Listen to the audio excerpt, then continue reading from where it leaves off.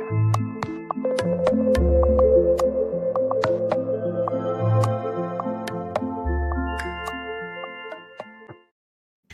there, Teen Mom watchers, chick chatters. We're back with the next episode of Teen Mom Next Chapter. This is the next episode of that next chapter. The next episode, next chapter, next decade. Yep. Generation. We're going to start this episode pretty much where we left off on the last one. We're going to pick it back up with Cheyenne and Ashley, that big cliffhanger of were they going to hang out or not? I guess it's yeah. I'm not surprised. I still think this whole thing was producer influenced, if not directed. Especially when we see later on that Cheyenne and Zach go to this damn arcade. You went all the way to Vegas to go to some weird arcade, it looked like. It was strange. So many other beautiful places in Vegas to go. That's why I was confused. It's one thing to go to Vegas, but it's a whole other thing to go there and not even go anywhere cool. Maybe they did that off camera, but yeah, I mean, judging by Cheyenne's outfit, it seems like the one day they were there at least filming. She went from the hotel to Ashley to the arcade back to the hotel to get the juices flowing, which is pretty much her whole storyline. I think that's covered for the episode. Yep. I mean, we got to talk about the conversation, obviously, between the two of them, but that's what Cheyenne did this episode. Yeah, I didn't even know for sure at first who they were focusing on more, but they still were on Cheyenne. So I don't know who got paid this episode more between her and Ashley, because they both made appearance, but we weren't focused on Ashley, so I don't know how that works. Yeah, I think it is per appearance, and maybe that's why they did that scene with her mom real quick before they had the meeting. Maybe. Just so she could have her appearance fee. Cheyenne does share a little bit about herself before she starts to dig into the tea about Ashley, which I think is appropriate. They seem to go in pretty open-minded, both of them. They're both very apologetic towards each other. Even Ashley apologized for what she said about Cheyenne after the accident, which is one of Ashley's most quotable lines. The was plucked and stuffed. And I just loved that line. In the way she said it, I think she was getting a pedicure or something. She's all in a spa chair. Plucked and stuffed. It was iconic. Covering that body with an accident. Which, you know what? There were rumors that could have been the case because it does seem like two things happen at the same time. But two things could also be true at once. I mean, if she was already going in for surgery for one thing, maybe they were able to also help with another. Also, she could have lost some weight during that process because she was so stressed out and anxious on top of these surgeries. I don't know. It's hard because Cheyenne's not really been very open about her body journey as far as I know. I don't really listen to her podcast, but...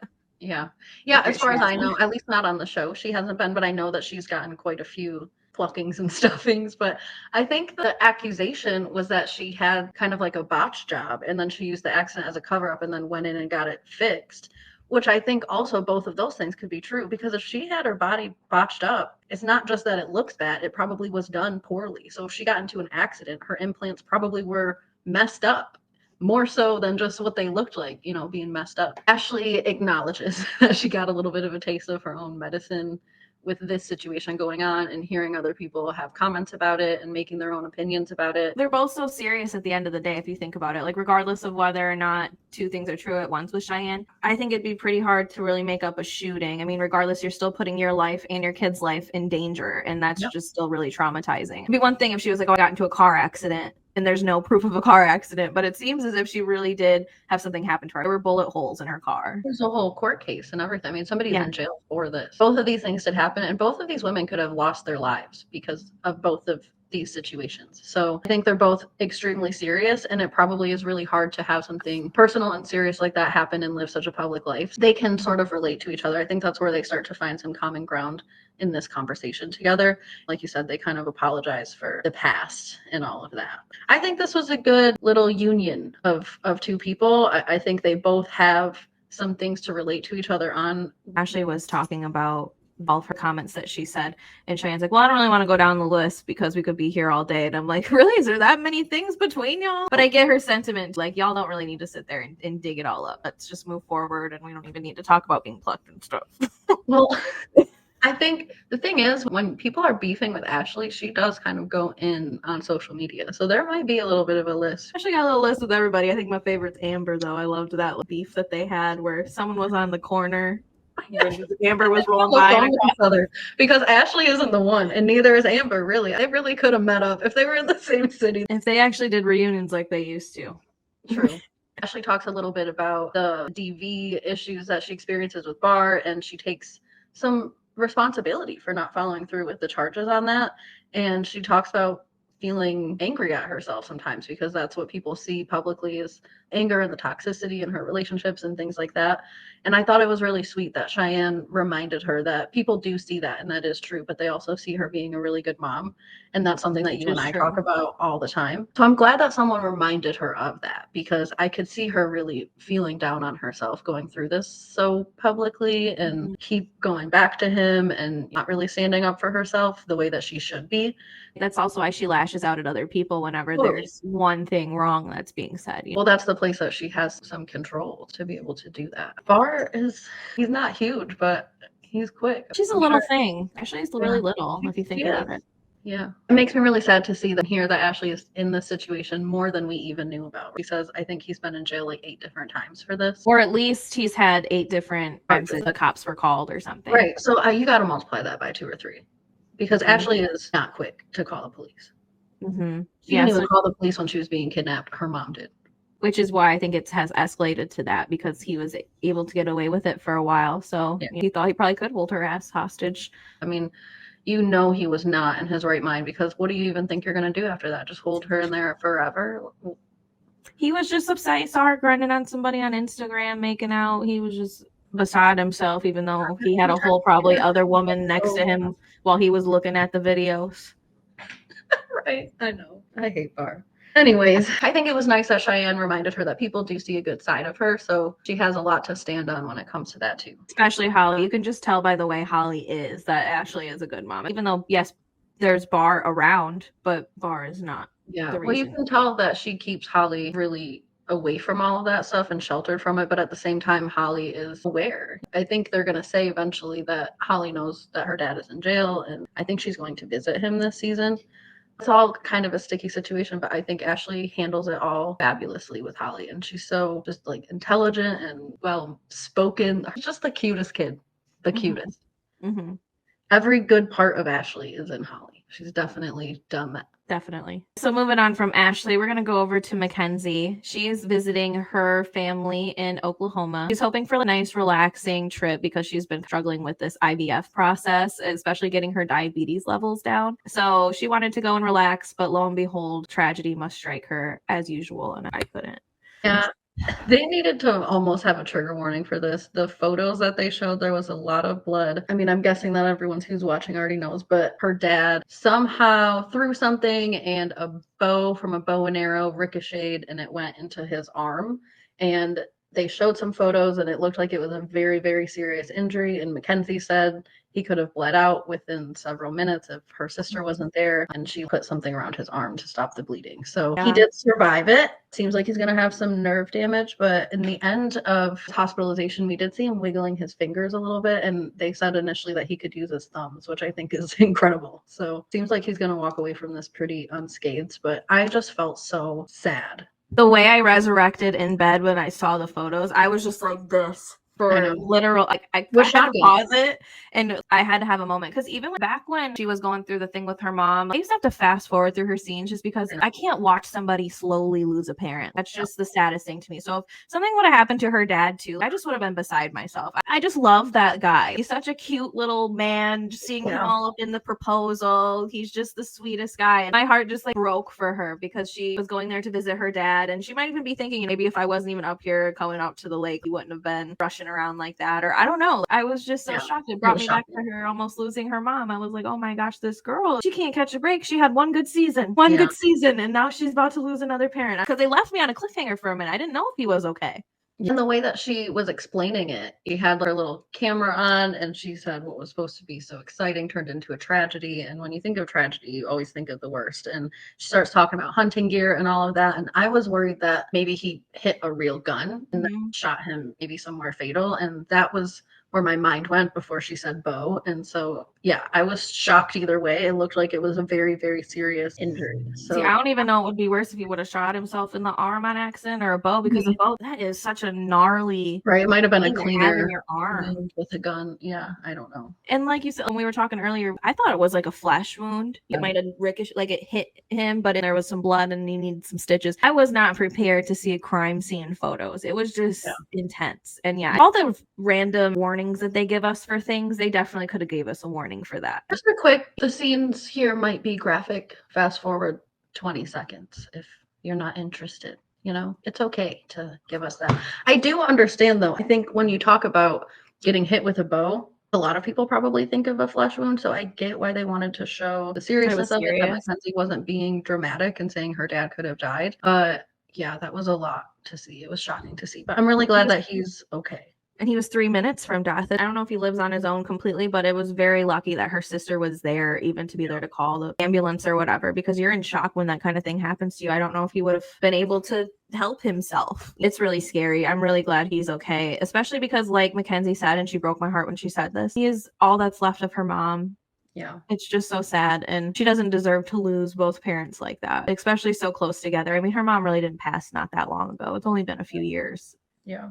And I just loved Casanio's support. He was like, I'm going to be there tomorrow. Oh, this guy is sent to her. I just love him so much for her. He's very positive, but it was a serious situation. When he first saw her, he just let her hug him. He was just a very good emotional support. And I don't know, I think he was just perfectly there for her. I think after seeing Josh be so emotionally neglectful to her, it's just so nice to see somebody who is very openly emotional like Mackenzie. She is very open. She's very emotional. She puts her feelings out there. Josh is just so reserved to the point where I don't even think he's got a personality, but no, I think he's like a straight up sociopath. I think he has no emotions.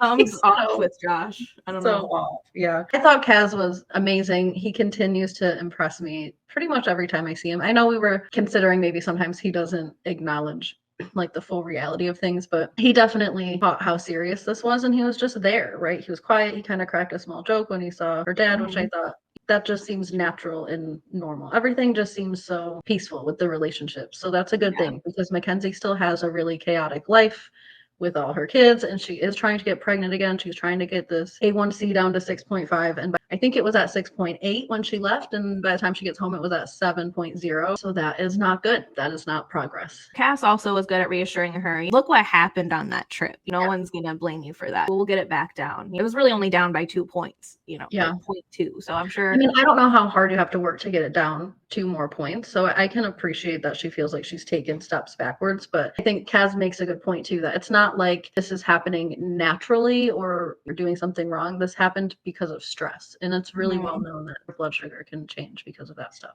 And is her dad diabetic too? Because she said she was worried about his blood sugar, which I don't know if that's just related to the accident, his blood sugar, but he might also be diabetic. She was more worried about his blood sugar than her own. And when you are putting yourself on the back burner like that, which is totally understandable. They had that little scene in the hotel where he's like, did you take yours? Insulin, but who knows if she did it the day before because he wasn't there. I don't know.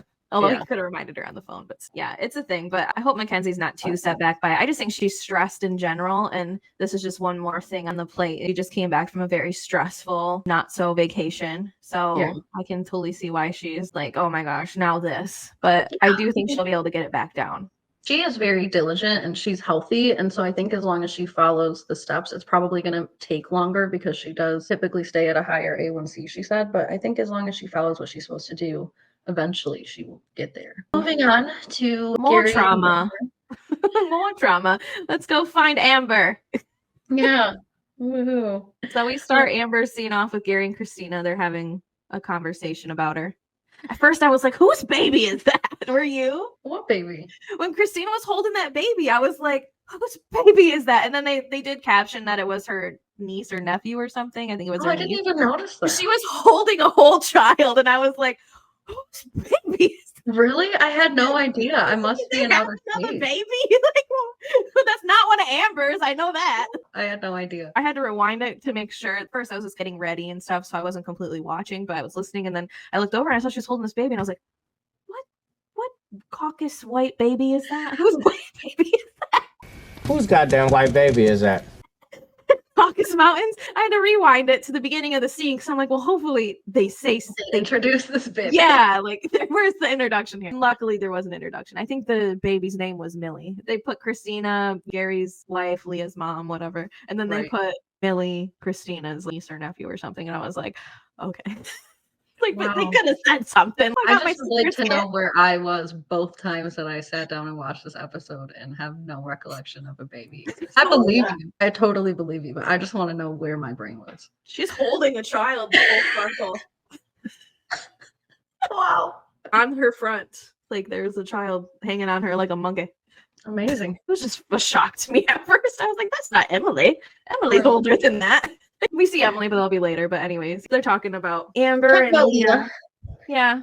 She got a job at a pumpkin patch, which is cute. So random, but cute. Gary is looking at vehicles for Leah, and they're talking about how deserving she is of a vehicle. Well, they want her to be used to the controls of that vehicle because she's going to be driving it. They don't want her to just all of a sudden get a new vehicle. Get close to 16 though, right? Because Amber was the first episode.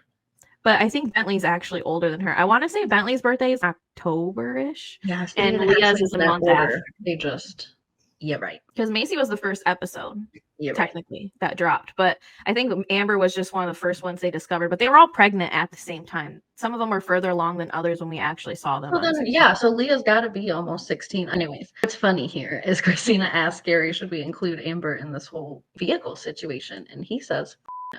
Yep, with a capital F. Yep. He's finally over it. Gary's been pushing this relationship for so long. He was doing it for Leah's sake. And I think Leah's now told him enough times that she don't even have the interest in it. She calls Christina mom. Yeah. She's not interested in a relationship much with Amber, especially if Amber, her big older sister, step parent, cousin, once removed. They don't bring anything to the table other than maybe gifts or something. She kind of reminds me of, I had a cousin that her parents weren't really in the picture. They were really young when they had her.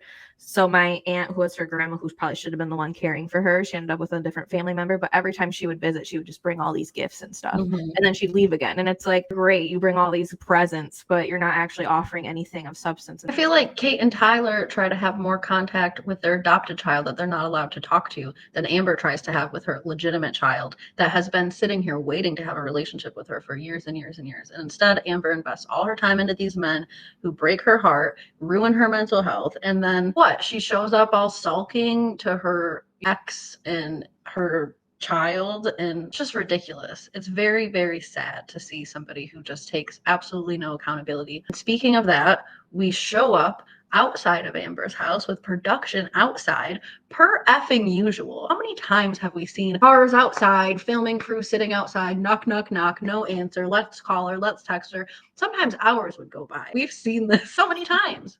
I just couldn't help but think, imagine being Amber's neighbor, seeing all these people outside all the time, trying to get in, like, film crew. Filming the outside of the house for hours and hours. In Indiana, of all places, too. It's not even like you're in LA where this would be normal. You're in Indiana and you see film crews trying to get into someone's house. Hire a landscaper, Amber. Hire a landscaper. Your house is horrendous.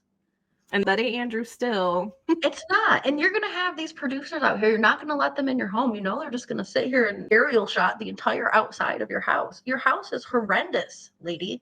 Yeah. Just put a sprinkler out there. I mean, everything is dead. Or pull it out. It can't even be hard to pull out at this point. It's dead. She won't pull it out herself. She don't like to leave the house. That would involve going on the outside. It would involve opening the door and seeing the natural light and breathing fresh air. Yeah. So the reason all the producers are sitting outside this time is because apparently Amber has requested a pregnancy test, which I think is so bizarre to me that she's requesting things from the production. You know, this is a common occurrence. Can you guys just go give me a pregnancy test? I won't let you in, but will you just go shopping for me real quick and bring it back? By the way, can you grab me some McDonald's and a Starbucks on the way too? Like, you know, I'm still not going to let you in. You just hand me the bag through the door of the mail slot, please. I know. Just to kind of play this whole part out, they go in, but they don't have the cameras. And Amber says something about, it was an ex and I was traumatized and blah, blah, blah. Which was so weird to me because I'm like, who the hell's got Amber pregnant right now? Gary, I think, has probably been gone. Who is this ex? We see all Amber's exes. She keeps them hostage for months upon months upon months. Who would this even be? In the bedroom upstairs. And is it Matt Baer? She can't even get dressed right now. She's not dating anyone. She's not hooking up with anybody. She's not going outside. House. Even if they came to her, she's just in the corner. She won't even open the door for her own producers. Yeah. To make money on her only job. So the next day, the producers show back up because she asked them to leave, basically. She's like, I'm going to break down in the corner. So they are done filming that because they've had enough footage of that for the last decade. So they come back the next day and they ask her straight away, did you take the pregnancy test? No, sorry. And then she gets into this. Sometimes when people don't want to go to work or when they don't want to do something, they just lie about being sick. Being sick? You're saying You're pregnant. You could have just said you tested positive for COVID and those people would have went away faster. What do you mean? Of course they're gonna film you about being possibly pregnant. Right. We're gonna fake a fake pregnancy scare. And they had this whole thing in the trailer, right? They focused on it so much, and this was all just one big lie to get out of filming. Amber, you consistently set yourself up for these ridiculous situations. Tell them, like you said, that you're ill or you have the poops or something, right? Something viral that they don't want anything to do with. They'll come back tomorrow. They've done this with you before. You don't need to be pregnant. I have a feeling that she must have it in her contract now at some point that if they show up, she just can't not film because she doesn't feel like it. So she's got to make up an illness. But how do you get to pregnancy? Have you exhausted all the other illnesses that you get to pregnancy? They That's probably just such would a bring her a strange- COVID test. If she cried COVID, they'd probably bring her a test. Well, that's fine. You know, But then it would be negative. well, they didn't wait for the results of the pregnancy test, obviously. And I think they wanted to. I think that's why he went in. I truly think you might be onto something with this contract because she said, "Can we not do this today?" Maybe she was referring to the pregnancy test. I don't know. It's a mess. It's just the strangest way to get out of going to work is to fake a pregnancy scare. He could have just, like you said, had diarrhea. That would have been better. Boobs in this conversation. Did you notice her boobs? No, I didn't actually. Well, they were all the way out. She had on a zip-up hoodie. She had a tank top on. Underneath. Yes. They did look were weird. Just barely nipple level to the point where they were cutting her at the neck sometimes because her boobs were probably just out there. And they look like that. That woman is just, I don't know what's up with her. I know she's manic, bipolar, all types of things, but she don't even want to get dressed. Yeah. I don't know. I just don't understand how someone can live this way. It must be really aggravating for Catelynn and Tyler to see the way that Amber lives and she has access to her child like that. I don't even know if I could be friends with somebody when I'm going through what I'm going through and the way that they neglect going over to see their child. It's just crazy. But yeah. And she just kind of babbles on and on about lying. She can't even be bothered to take accountability to just say that I lied because I didn't feel good. She wants to talk about people lying because people don't feel good, which is so vague and weird. And then starts kind of going on about being traumatized from Gary and how she was accused of murder and this whole same old song and dance. And it's just like, you have all these kids, and the only thing that you can acknowledge about your two children is how great it feels to be loved by them, right? And yet you still don't do anything to maintain a relationship with them. If that's the thing that keeps you going in life, shouldn't that be the thing that gets you out of bed and puts your clothes on so that you can go out and have and make a relationship with your daughter? But no, you just want to make relationships with men who are going to consistently screw you over because you don't know how to pick them. And then you're just going to leave your children. I'm so tired of that. And if you just are only the fun parent for James every now and then, it's eventually going to get like this for him too. Like you said, Leah used to be this way. Yeah. I mean, he's a little kid still. That's why he is this way. But wait till he's Leah's age. He might feel the same way. And he's also a guy. So he might be a little bit different. She says something which, I don't know, I do kind of agree with this. I don't think she's lying. She says that she's never been a mom that didn't care. She's just been a effed up mom. And I believe that. I think she's always cared about her kids, but I don't think she's cared enough about herself to do anything to be there for her kids. So ipso facto, you can't be there for your kids. She hooks on to stuff. Like she's been so traumatized by just getting broken up with it. Now she's going to be catatonic for years about it.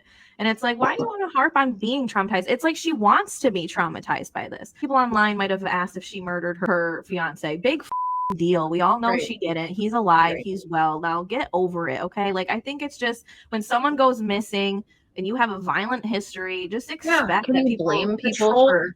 It's trolls online too. Why are you giving them so much of your energy? It's just crazy to me. You've been in the spotlight for how long? You're not new to this, and you've been accused of lots of things, okay? We all know that you really didn't murder him. I don't really think anybody truly believed that. I just think it was just sensational at the time. Yeah. Sensational. Yeah. It was big drama. It was, and it was just part of the drama. But I think we all knew that this man just up and dipped because you're crazy. Like, I think all knew that was the most likely scenario. We thought it was very unlikely that you would actually commit murder because you would have never gotten away with it. No. That would have been such a fiasco, right? I do think Amber on most days is more sane than that. The most likely scenario was always that he ran away.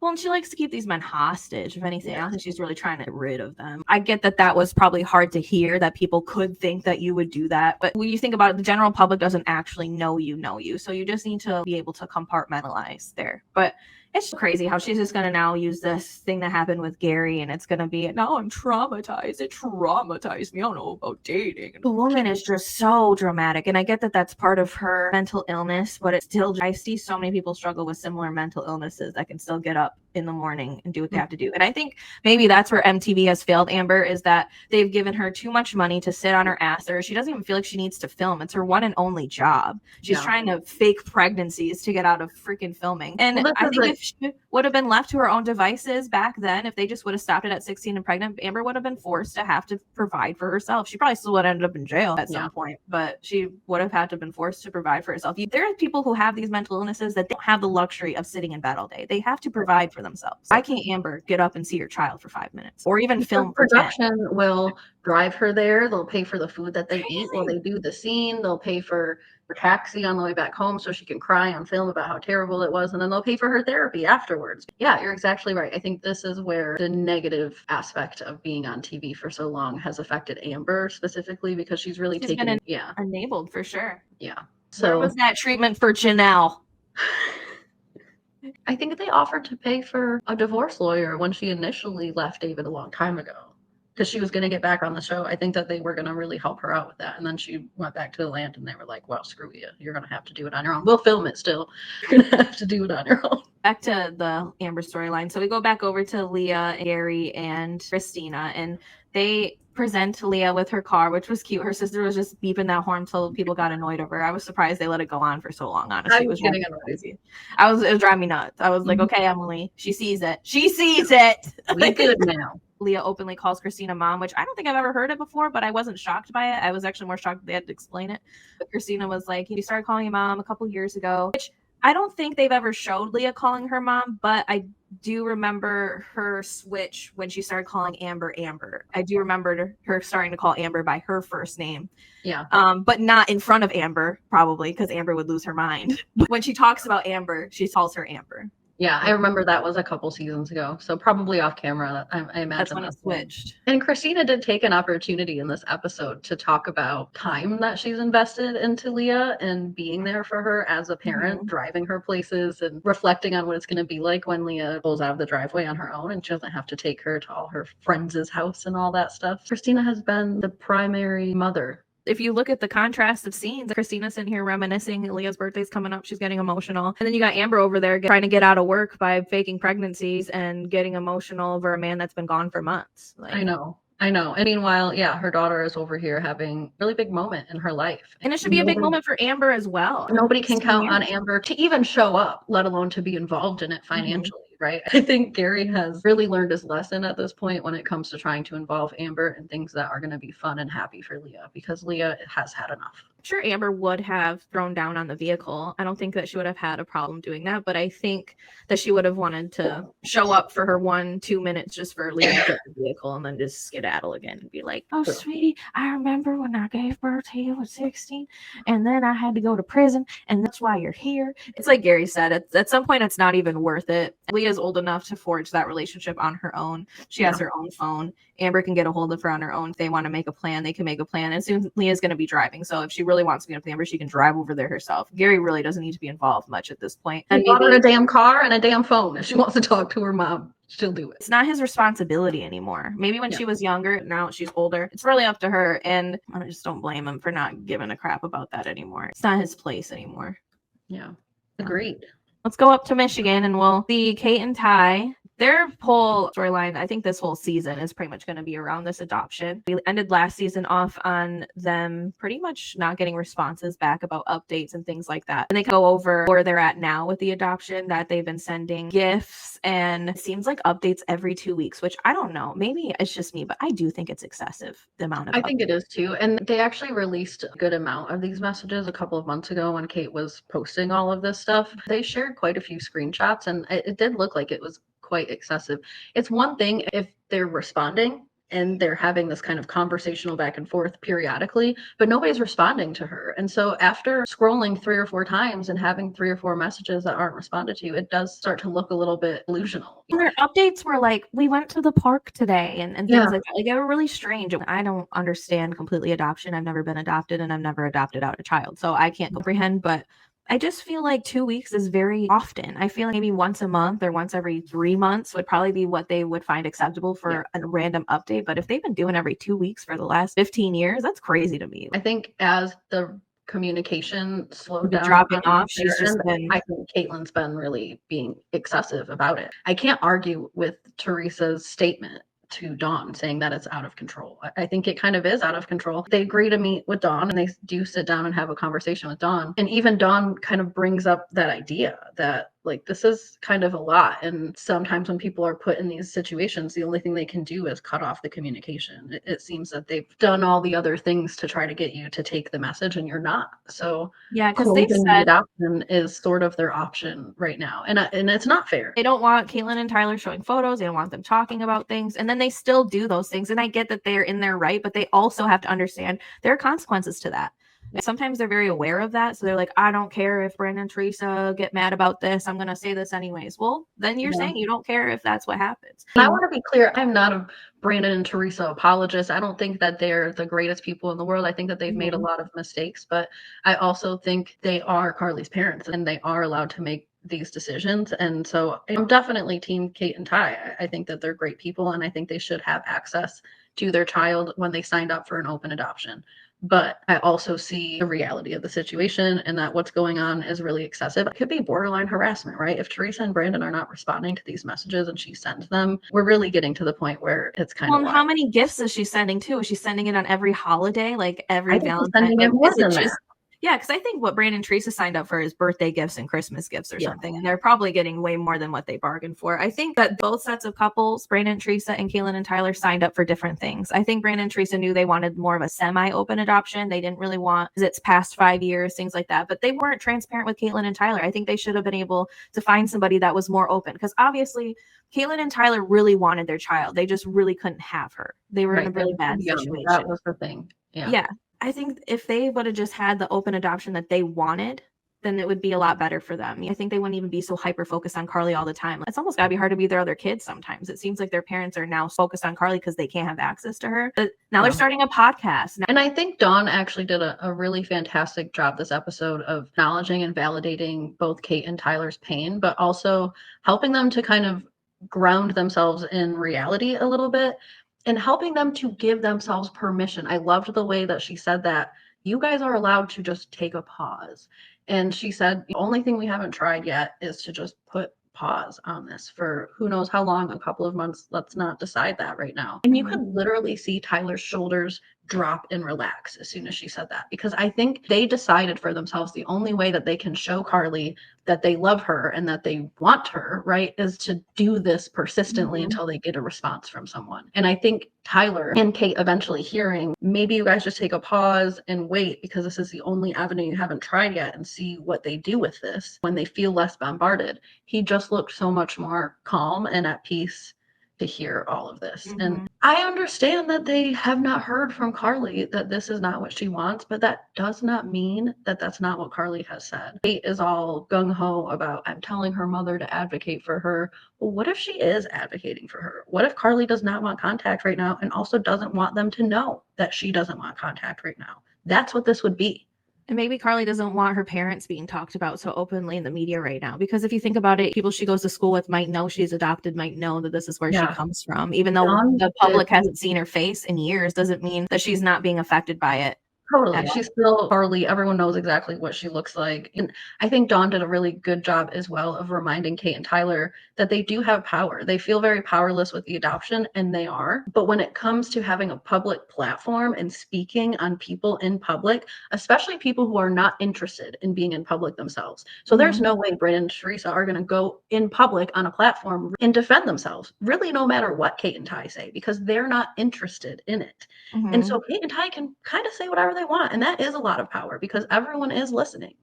Yeah, and they're making comments about Teresa and Brandon, and I'm sure that they see some of those comments and stuff, or they're sent them even if they don't see them. That doesn't mean that people aren't sending them. I think that same power, they have it with Carly too, because Carly can look back and see. They don't have to do this social media campaign. She can see it on the show. She's had enough visits with them. She knows that they love her. Well, Dawn says she has enough recent memories, And what are they going to do if Carly does want to see? Let's say Brandon and Teresa are doing this against Carly's will, right? Carly is asking about them. What are they going to do? Go over to Brandon and Teresa's house and kidnap her back? Right. There's nothing they can do. You have to let this play out for itself. Yeah. Teresa's just being selfish, and that's going to affect her relationship with Carly. And you can't control that. There's nothing you can do. I would just wait these few years out and see what happens. You have 3 other kids that you should be focused on as well. Hopefully they'll initiate a meeting because Carly might ask, can I see my siblings? You gotta remember, there is Carly over there. She might be asking questions. Yeah. And it's probably hard for Brandon and Teresa. I think both sets of couples were obviously jealous of each other from the get. I mean, Teresa and Brandon suffered from infertility. And I can't even imagine finally having your child and then they have this biological connection.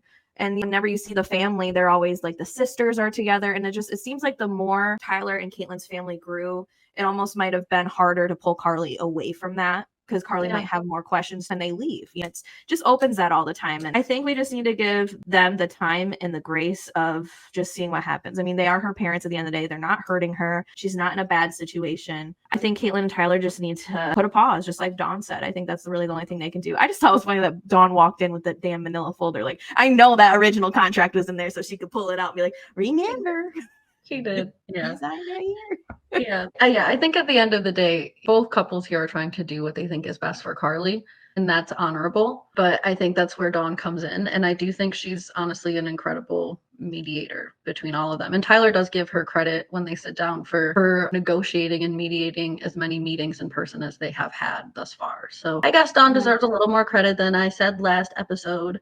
But I do think, they could have gotten some more advocacy, and maybe Dawn recommended that and they just didn't have the resources for it. I can't say, but I feel for it's hard though, because Dawn did know their situation, and I do think Dawn could have even did more on her own to be like, let's make sure we have something actually set in stone. I don't know, but I think she's like a mother figure to them though, because really if you think about it, there's Tyler's mom, but all the other adults in their life completely failed them. So maybe they don't realize that lashing out and doing this so publicly really isn't the best move. They didn't really have the best guidance. So maybe they need somebody older like that to be like, this isn't appropriate. And I think she has great delivery of this. She sat with Kate and she recognized that going from an open to a closed adoption is completely another layer of loss. And when Kate said that wasn't fair, she just empathized with her and agreed with her and said that loss isn't fair, and just kind of helped her to deal with those emotions. And she's exactly right. Kate and Ty are going to go through another level of loss. Part of probably what gave them hope a lot in the adoption itself was just that they could maintain contact in a relationship with her. And so that is going to be a level of loss, whether that's for several months or until Carly turns 18 or until forever. I do find it odd that Brandon and Teresa just didn't have a meeting between, I guess the 5 of them, with Dawn even included. And once it kind of got to be a lot, just been like, you guys are kind of coming on strong. How about instead of sending me an update every 2 weeks and gifts once a month, we just cut it down to this and give them guidelines to follow. So this way they can still have that communication, but also be respectful. But I don't know. I feel like there's something I'm missing, because have they not been communicated with at all on what they should be doing? I feel like if someone was contacting me like that before I just up and block them, especially if I have their biological child, I would be like, hey, this is kind of getting to be a lot. Can we just do updates once a month? I feel like they have communicated that. And I think that that's why Kate feels so hurt. I think Kate really does feel at this point more entitled to Carly and Brandon and Teresa and their time because of the gifts she's given them than she actually is. Because when she posted all those things on social media talking about you don't have time and making all these kind of specific quotes about their time and what they're willing to do, it seems as if she thinks whatever boundary they're putting up is too much of a boundary. And when really now she's stuck with nothing, right? So I think she probably should have listened if they were putting up boundaries. And I get the sense that they kind of were. Maybe they weren't specific like that, going from this to this, but I think they were telling her, this is enough. We need some time. We're not doing a meeting right now, whichever. And she wasn't taking no for an answer. Even in the beginning of this meeting, she was very direct. Like, I am not going to stop, Dawn. And Dawn's like, actually, you are. What are they going to do? What if they move Brandon and Teresa? Or are they going to send the gifts? True. Very true. So Kate feels sad about the meeting, understandably so. There's no good news here. She feels like there's no inclusion. I think Dawn helped her to sort of reframe that as well and reminded her that the story's not actually over. So of course there's no conclusion here. You're all still alive. Yeah, I do think Dawn handled that meeting very, very well. Although I still have a little bit of reservations towards Dawn from the beginning, but we don't know the whole story. But yeah, I do like how she's handling it now. I don't know if she has these talks with Brandon and Teresa ever, but maybe she can also help them out there. But I do wonder how intense Tyler and Catelynn have been these last couple years. I don't know. It seems like they're so focused on this that it's like ruling their life. I don't think anybody deserves that. I know that this adoption is going to be rough for them for many years to come. Even after Carly's legal and everything, like they're still going to struggle with the fact that they gave their child up for adoption, probably for the rest of their life. Yeah. But it just doesn't have to consume their whole life. They do have 3 young kiddos at home that do still need all this, and it seems like now the more they get told no, the more they're lashing out. They're creating podcasts now. They're just doing way too much about this adoption. I do like the idea of them starting an adoption podcast, but I feel like the timing of it is just very well, I think again, Dawn really made a good point in trying to direct them towards how do you stay healthy right now, because really what they're doing is not healthy. They were kind of really preoccupied with the whole adoption situation and what's going to happen, and maybe they chilled out for a little bit. Yeah, no, completely. And maybe they chilled out for a little bit after this, but you're right. I mean, they're about to start this podcast and all of that, which they're allowed to do. They're adoptive parents. It's a big topic. I always wanted them to start a podcast about it, honestly. I thought they should have years ago when Kale came out with her podcast. I was like, it'll be interesting to hear Catelynn and Tyler talk about adoption and all that. But I just think the timing of it is almost like a FU to them in a way. Like, now that I have no access to my kid, I'll let it all out. Like, I'm going to have my very own public platform that I'm in charge of. It's not even like it's on Teen Mom. They can say whatever they want on there. So. Which could bite them in the ass, honestly, when it comes to Carly, because she will and probably does have access to all of this stuff. Yeah. I mean, she's not living under a rock. I'm sure the internet is alive and well in her home. So she can probably listen to some of this stuff or hear bits of it, or her friends might show her. And that might put a negative taste in her mouth if you're talking about her parents this way. Even if she can understand where you're coming from, she still also was loved and raised by those people. So she's going to feel almost a conflict of loyalty in a way. And why put her through that almost? I don't know. Yeah. No, I agree. I think it does put Carly in a difficult place, even if they're not directly communicating with her, because this is all very public.